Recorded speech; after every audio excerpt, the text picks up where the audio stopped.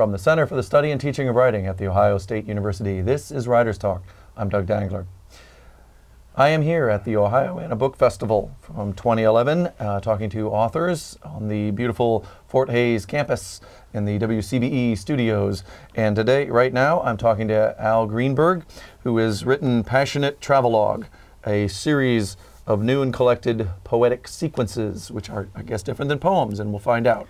So, well, it is a little different from a book that's just a collection of individual poems. Okay. And the sequence is kind of a form I've worked in throughout my ridiculously long writing career. Ridiculously from long? early on. Okay. What makes it ridiculously long? When did you start your writing career? When you were in the crib? Where did that go? I actually thought I was kind of a late bloomer that way, but I'm probably older than you think, so I've been around a long time. All right. I actually think I wrote my first poem in high school, some piece of derivative drivel. Okay. But at least you're proud of it. All these years later, you're still remember proud of it. Okay. Can you recite it for us? Or no, and I hope it doesn't exist anywhere. So tell me about... But I did start writing in college and kept on. Better stuff in college than the stuff in high school. Slowly better. Slowly better. Okay.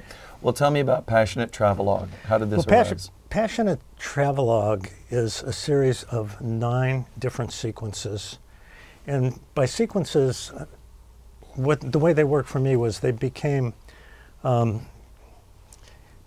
something that began with an issue that concerned me.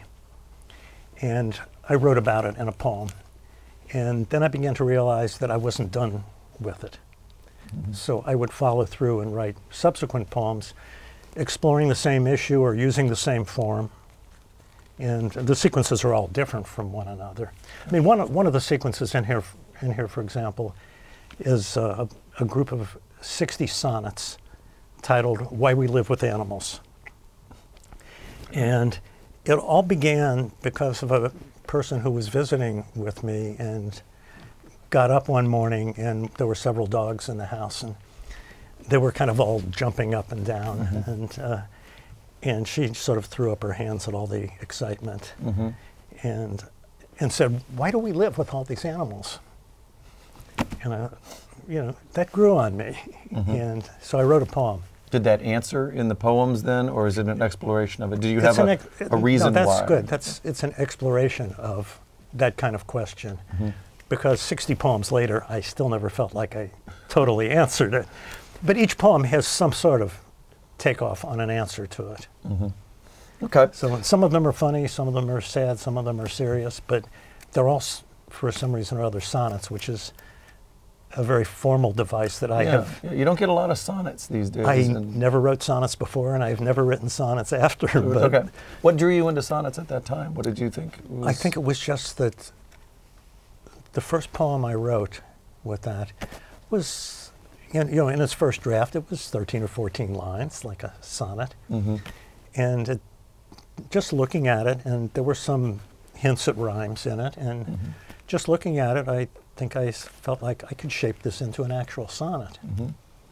And then it seemed like the right thing to continue in that form. Then you get to tell people I got to go work on a couplet, right? Yeah. Because, I got to go work on my couplets. My excuse. Yeah, I can't stay at the party. Can't stay, got to work on a couplet. What were you reading? A lot of sonnets at the time? Or were you reading Shakespeare? I had a very good English education, both undergraduate and graduate, and I had read my Shakespeare. I had read other poets like Sir Philip Sidney, who had written sonnet sequences in their careers, mm-hmm. and I knew that form existed. Okay. So you're experimenting with other forms, or trying out other forms after this one, then, since you're done with sonnets. This is your one sonnet book. That's it. I've had it with sonnets. They probably had it with me. So what's the form now? Haiku? What is it? You're going to go shorter? No, I think I got longer rather than shorter. Okay. Well, that's why it's the next book is Passionate Travelogue Part 2, the longer stuff.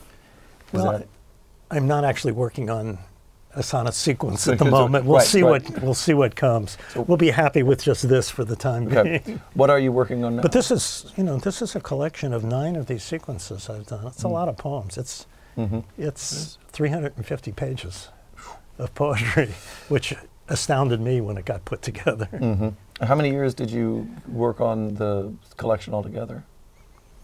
Well, I would say that the earliest sequences in this book date back to the 1960s. Okay. All right. And the most recent ones are recent. Yeah. What's changed in that time period for you when you're writing sonnets? How have you altered? Do you ever look at one of them and say, that one is clearly an early work and this one is clearly a later work? Sometimes I look at one and say, how did I manage to do that? Mm-hmm. And how could I do that again? And then I think, no, but I don't want to do that again. I want to do something else next time. Try a different form.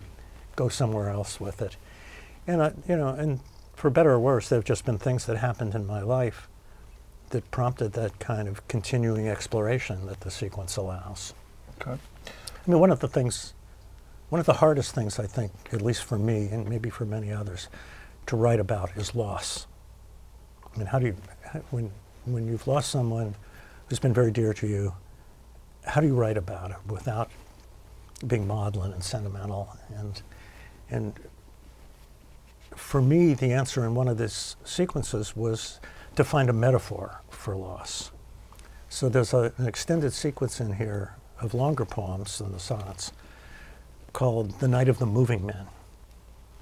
And it's all about this person who is woken up in the middle of the night in the first poem by an unmarked moving truck that comes and hauls all his furniture away.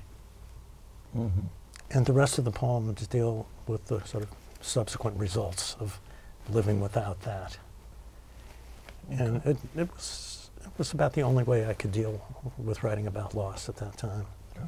Do you feel different ways now? You keep saying at that time. Are you at a more removed time where now you would have a different metaphor for it, or is that still the central feeling for you? Well, no, I think I wrote about loss in different ways for a long time, and it comes time to move beyond that. Okay. What is your advice to somebody that's starting out thinking about writing poetry? Are you recommending a particular kind to them, a particular style? No, I wouldn't do anything like that. That kind of puts a limit on a writer's mind. Mm-hmm. I would advise them to read as widely as possible. Read classical, traditional poetry, read Greek and Latin poetry, read the latest thing that's come out of a small press in the United States, read what European poets or Latin American poets are doing. Mm-hmm. Read it all, just soak it in. Okay. Well, I thank you very much, Alvin Greenberg, for being here today on Writers Talk with your book, Passionate Travelogue. Well, thank you very much for inviting me, Doug. Thank you. And from the Center for the Study and Teaching of Writing at The Ohio State University, this is Doug Dangler. Keep writing.